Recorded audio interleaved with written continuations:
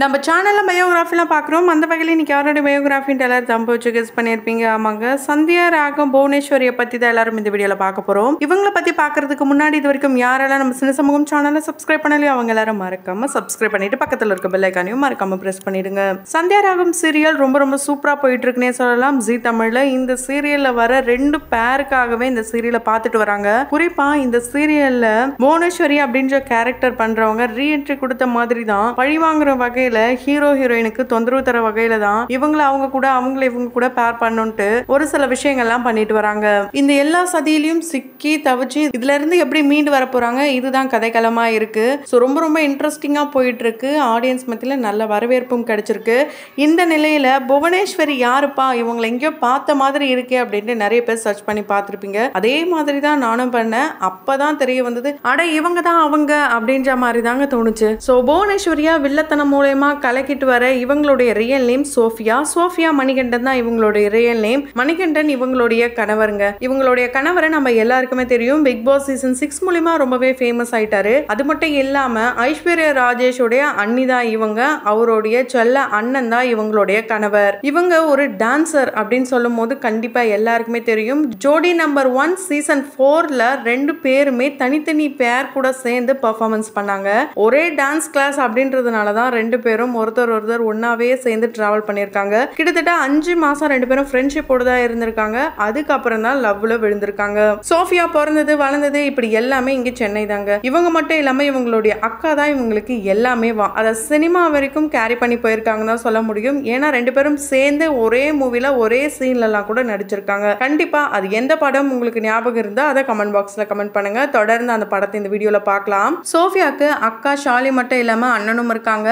அண்ணா பாத்தீங்கன்னா 6.3 அடி உயரமாங்க. அதே மாதிரி இவங்க 6 feet ஆம். அவங்களுடைய அக்கா குள்ளமா இருக்கிறதுனால நிறைய பேர் இவங்க அக்காவை பார்க்கும்போது சோஃபியா அக்கா எப்படி இருக்காங்க அப்படிதான் கேட்பாங்களாம். அது மட்டும் இல்லாம சின்ன வயசுல இருந்து 2 பேருமே டான்ஸ் ஸ்கூலா இருக்கட்டும், ஸ்கூல்ல நிறைய பெர்ஃபார்மன்ஸ் பண்ணியிருக்காங்களாம். கிட்டத்தட்ட 5000 ஸ்டேஜ் ஷோவை இது வரைக்குமே அவங்க பண்ணியிருக்காங்களாம் சேர்ந்து. அந்த அளவுக்கு ஸ்கூல் ஃபுல்லாவே இவங்க 2 பேருமே ஃபேமஸ் ஆனவங்க.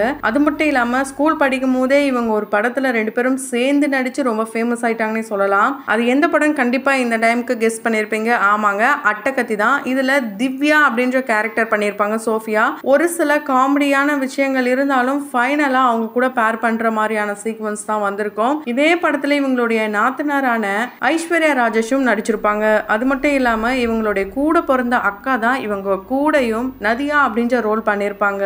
ஸோ ரொம்ப ரொம்ப சூப்பர் ஹிட் படம் தான் அந்த படமும். அப்ப பாத்தீங்கன்னா சோஃபியா 8th ஸ்டாண்டர்ட் படிச்சிருக்காங்க, இவங்களுடைய அக்கா 10th ஸ்டாண்டர்ட் படிச்சிருக்காங்க. அந்த நேரத்துல தான் இந்த படத்துல இவங்க 2 பேரும் சேர்ந்து நடிச்சிருக்காங்க. சோஃபியா ஓனா ஒரு யூடியூப் சேனலும் வச்சு ரன் பண்றாங்க. சோஃபியா அண்ட் ஆரியன்ஸ் வேர்ல்ட்ஸ் அப்படின்ற ஒரு யூடியூப் சேனல் தான் ரன் பண்றாங்க. அதுல இவங்களுடைய டே டு டே லைஃப்ல நடக்கிற ஒவ்வொரு அப்டேட்ஸும், அவங்க எங்க போறாங்க எங்க வராங்கன்ட்டு பிளாக்ஸ் எல்லாத்தையுமே போடுவாங்க. இவங்க ஆக்ட்ரஸையும் தாண்டி ஒரு மேக்கப் ஆர்டிஸ்டாவும் இருக்காங்க.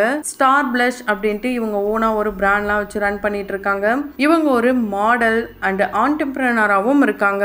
இவங்களுக்கு 21 வயசுல திருமணம் ஆயிடுச்சுங்க. இவங்களுடைய அக்காக்கு முன்னாடியே இவங்களுக்கு திருமணம் ஆயிடுச்சு. இவங்களுடைய திருமணத்துக்கு விஜய் சேதுபதி அவர்கள் ரொம்ப ரெக்வஸ்ட் பண்ணி தான் வந்திருக்காரு. அது மட்டும் இல்லாம அவரு தான் தாலி எடுத்தும் கொடுத்தாராம். ரொம்ப ரொம்ப போல்டான கேர்லா தான் வளம் வந்துட்டு இருக்காங்க சோஃபியா. அதனால தான் என்னவோ வில்லி ரோலு கிடைச்சிருக்கு. சோஃபியா பாத்தீங்கன்னா அவங்களுடைய அக்காவுடைய லவ்வுக்கு எல்லாம் சப்போர்ட் பண்ணி அதை அவங்க அப்பா கிட்ட மாட்டி அதெல்லாம் ஒரு ஃபன்னான மொமெண்டா ஸ்கூல் டைம்ல நடந்திருக்கு. அது மட்டும் இல்லாம இவங்களுக்கு குழந்தை பிறந்து 3 வயசு அந்த தம்பிக்கு ஆகும் போது இவங்க அக்கா பிரெக்னன்ட் ஆனாங்களாம். அதை பார்த்துட்டு நான் தானே உன் குழந்தை, உனக்கு இன்னொரு குழந்தையா அப்படின்ட்டு அழக்கூட செஞ்சிருக்காங்களாம். 22 வயசுலேயே சோஃபியா அம்மா ஆயிட்டாங்களாங்க. இவங்களுடைய டெலிவரி ஜேர்னி பாத்தீங்கன்னா ரொம்ப ரொம்ப ஒரு டிஃபிகல்ட்டான ஜேர்னி தான் சொல்ல முடியும். ஒவ்வொருத்தருக்கும் ஒவ்வொரு விதமான டிஃபிகல்ட்டி வரும். அதே மாதிரி இவங்களுக்கு பெயின் மட்டும் கிட்டத்தட்ட 12 மணி நேரம் இருந்துதான். குறிப்பா யூட்ரஸே திருப்பி வச்ச கதலாம் இவங்களுடைய டெலிவரி ஸ்டோரியில இருக்காம். இது ஒரு புது கேஸ் அப்படின்னு சொல்லி டாக்டர்ஸே பயந்துட்டாங்களாம். அந்த அளவுக்கு தான் இவங்களுடைய அந்த டெலிவரி ஜேர்னியும் இருந்திருக்கு.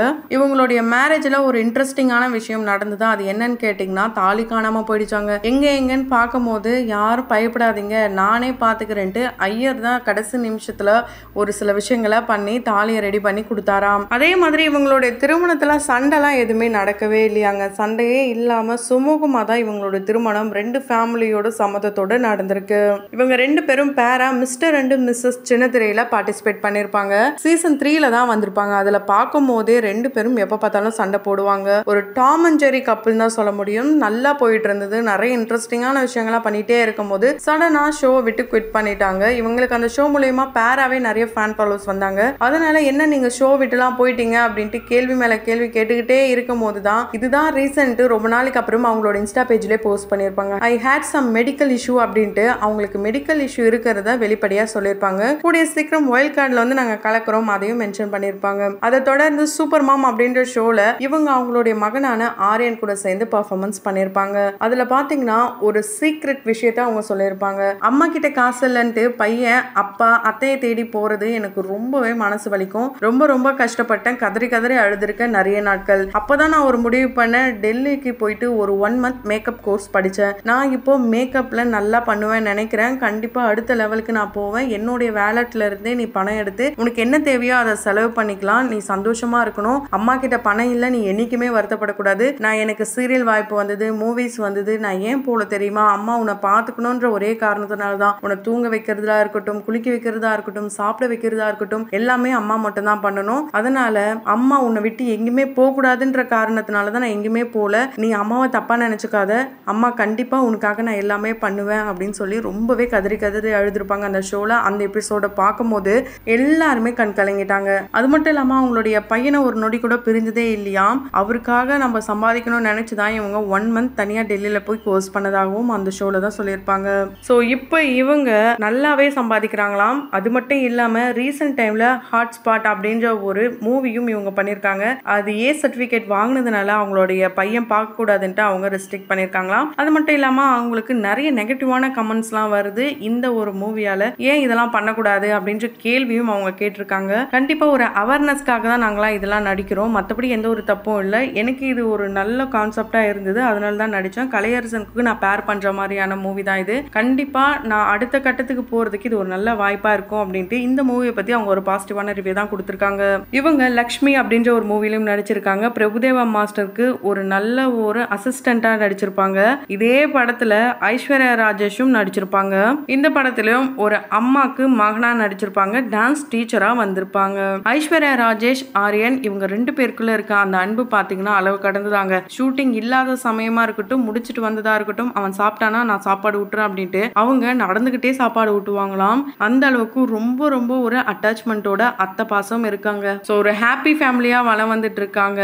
கண்டிப்பா இவங்க சந்தியா ராகம் மூலமா ஆடியன்ஸ் மனசுலயும் இடம் பிடிச்சிருக்காங்க. அந்த வகையில உங்களுக்கு இவங்களுடைய ரோல் எந்த அளவுக்கு பிடிச்சிருக்குன்றத கமெண்ட் பாக்ஸ்ல மறக்காம கமெண்ட் பண்ணுங்க. தொடர்ந்து பயோகிராஃபிலாம் பார்த்து என்ஜாய் பண்ணணும்னு நினைச்சீங்கன்னா உடனே நம்ம சினி சமூகம் சேனலை சப்ஸ்கிரைப் பண்ணிட்டு பக்கத்துல இருக்க பெல் ஐக்கானையும் மறக்காம பிரஸ் பண்ணிடுங்க.